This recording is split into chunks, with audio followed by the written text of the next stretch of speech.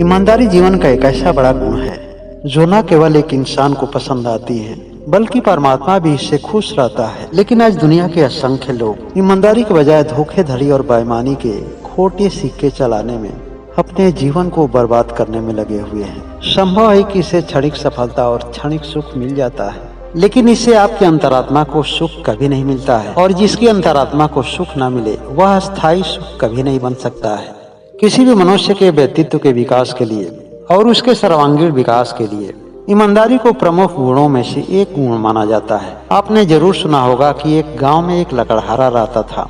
वह निहायत ही गरीब था, अर्थात बहुत ही गरीब था, लेकिन अपनी ईमानदारी की वजह से वह गांव में बहुत ही मशहूर था। वह गरीब था, इसलिए गांव वालों ने मजाक मजाक में उसका नाम धनी राम रख दिया। धनी राम एक छोटे से कच्ची मिट्टी के घर में रहता था। वह हर दिन जंगल में जाकर लकड़ी काटता था और उस लकड़ी को बेचकर अपने परिवार का पोषण करता था। हर दिन की तरह वह एक दिन जंगल में लकड़ी काटने गया। उस दिन वह लकड़ी काटने के लिए जिस पेड़ पर चढ़ा वह पेड़ एक नदी के किनारे था और उस पेड़ की अधिकतर शाखाएं नदी की पानी की तरफ थी। लकड़ी काट ही रहा था, तभी उसके हाथ से उसकी कुल्हाड़ी छूट गई और वह कुल्हाड़ी नदी के पानी में जा गिरी। नदी इतनी गहरी थी कि उस नदी में उस कुल्हाड़ी को खोजना संभव नहीं था। उस लकड़हारे के पास केवल एक ही कुल्हाड़ी थी और उसके पास इतना पैसा भी नहीं था कि वह दूसरी कुल्हाड़ी खरीद सके। इसलिए उसी नदी के किनारे वह उसी पेड़ के नीचे बैठकर वह गहरी सोच में पड़ गया। यह सोचने लगा कि अगर उसके पास कुल्हाड़ी नहीं रही तो आगे उसके परिवार का खर्चा कैसे चलेगा। खर्च चलाने के लिए उसके पास कोई दूसरा विकल्प भी नहीं था। कुल्हाड़ी निकालने के लिए जो प्रयास उसे करना चाहिए था वह प्रयास करके थक हार चुका था। इस असहाय की अवस्था में उसने मन ही मन भगवान को याद किया। उसने अपने मन में भगवान की प्रार्थना की कि हे इस संसार को बनाने वाले, संसार के जन्मदाता, आप तो सर्वज्ञानी और सर्वव्यापी हैं। आपको तो ज्ञात ही होगा कि मैं एक सीधा साधा गरीब इंसान हूँ। मैं अपने उसी कुल्हाड़ी के सहारे मेहनत करके अपने परिवार की देखरेख करता था। आपसे भला क्या छिपा है?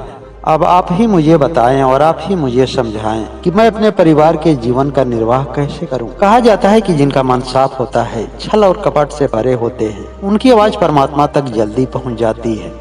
ऋषि, महर्षि और ज्ञानी कहते हैं जो तन और मन से पवित्र होते हैं और जो सच्चे दिल से भगवान को याद करते हैं, तो यह संभव ही नहीं कि परमात्मा उसके सामने ना आए। परमात्मा अनेक रूपों में उसके समक्ष होते हैं और किसी न किसी रूप में उसकी हर मदद करते हैं, लेकिन मनुष्य का ज्ञान इतना सीमित होता है कि वह समझ ही नहीं पाता है। परमात्मा एक साधु का रूप लेकर उसी लकड़हारे के पास से गुजर रहे थे। साधु लकड़हारे के पास जाकर पूछे, क्यों भाई, क्या बात है, बड़ी चिंता में दिख रहे हो।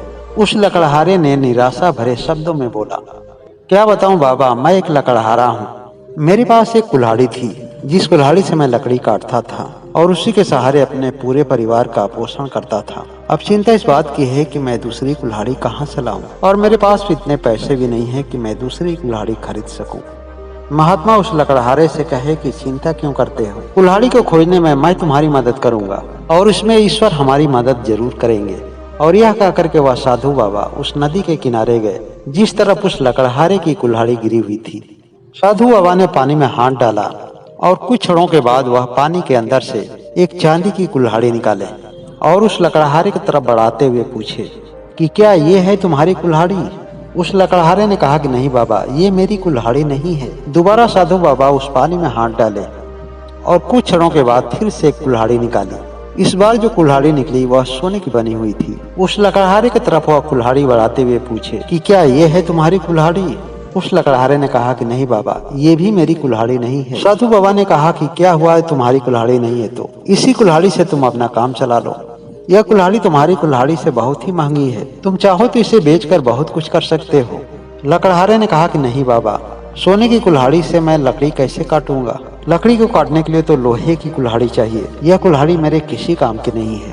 फिर साधु बाबा ने तीसरी बार उस पानी में हाथ डाला और फिर से उस पानी से एक कुल्हाड़ी निकाली। साधु बाबा ने जब उस लकड़हारे की तरफ उस कुल्हाड़ी को बढ़ाया तो लकड़हारा अपनी कुल्हाड़ी को देखकर बहुत ही खुश हुआ। उसका चेहरा खुशी से चमक गया और उसने बोल पड़ा कि हाँ बाबा, यही है मेरी कुल्हाड़ी। साधु बाबा ने उस लकड़हारे को उस कुल्हाड़ी को उसके हाथों में देते हुए कहा कि बाकी ये दो कुल्हाड़ी भी अपने पास ही रख लो, क्योंकि दोबारा इसे मैं पानी में तो डाल नहीं सकता हूँ। तुम्हारे जीवन के विकास में यह बहुत ही मदद करेंगी। तुम लोहे की कुल्हाड़ी से लकड़ी काटना और चांदी और सोने के कुल्हाड़ी से चाहो तो अपने जीवन का विकास कर लेना। उस लकड़हारे ने साधु बाबा को हाथ जोड़ते हुए कहा, जो मेरे लिए संभव नहीं था उस कामों में हमारी मदद किए हैं, मैं जीवन भर आपका एहसान नहीं भूलूंगा। साधु बाबा ने उस लकड़हारे से कहा कि यह तो मेरा धर्म था, मैं तुम्हारी ईमानदारी से बहुत ही खुश हूँ। मैं तो हमेशा ऐसे ही ईमानदार लोगों की मदद करने के लिए इस पूरे जगत का भ्रमण करता रहता हूँ। यह छोटी सी कहानी हमें सीख देती है, जो दिल के सच्चे होते हैं और जिनका मन पवित्र होता है, परमात्मा हमेशा उनके साथ और उनके समक्ष होते हैं। और दूसरी सीख यह है कि परिस्थितियों से कभी नहीं घबराएं। विकट परिस्थितियों में आदमी को धैर्य नहीं खोना चाहिए। अच्छी स्थिति में तो नहीं, लेकिन परिस्थितियों में आपकी परीक्षा लेने के लिए परमात्मा किसी भी रूप में आ सकते हैं। इसलिए अपने मन की शांति और स्थिरता को हमेशा बनाए रखें।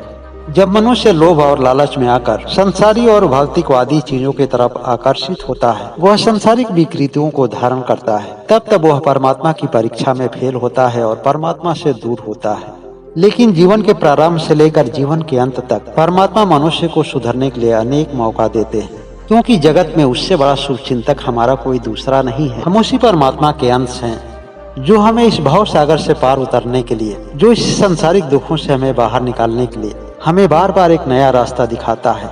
लेकिन अज्ञानता के कारण उस रास्ते को हम देख ही नहीं पाते हैं। उस रास्ते पर हमें भरोसा ही नहीं हो पाता है, क्योंकि हमें वास्तविक पथ से भटकाने के लिए दूसरी तरफ हमें सांसारिक सुख दिखते हैं, जो वास्तव में सत्य नहीं होते हैं, लेकिन सत्य जैसे दिखते हैं। भगवान बुद्ध कहते हैं कि यह संसार सुखालय नहीं है, यह तो दुखालय है। जिन्हें लगता है कि इस संसार में सुख मिल सकता है, वह जीवन भर सुख की तलाश में भटकते रहते हैं। जहाँ चारों तरफ दुखी दुख हो, वहाँ सुख कैसे मिल सकता है। दुख की एक बहुत बड़ी खासियत है कि वह इस संसार में सुख की चादर ओढ़े आता है। जैसे ही आदमी उसे सुख समझकर पकड़ता है, चादर हट जाती है और उसे दुख का साक्षात्कार होता है। और फिर दुख की वजह से विचलित आदमी एक नए सुख की तलाश में चल पड़ता है और जीवन भर सुख का सवेरा देखने के लिए वह अपने जीवन के अंत तक पहुंच जाता है। इस तरह से जीवन को व्यर्थ न गंवाएं। समय समय पर थोड़ा ठहर कर देखें, चिंतन और मनन करके देखें कि यह जीवन क्या है और क्यों है, और इसका वास्तविक सत्य क्या है।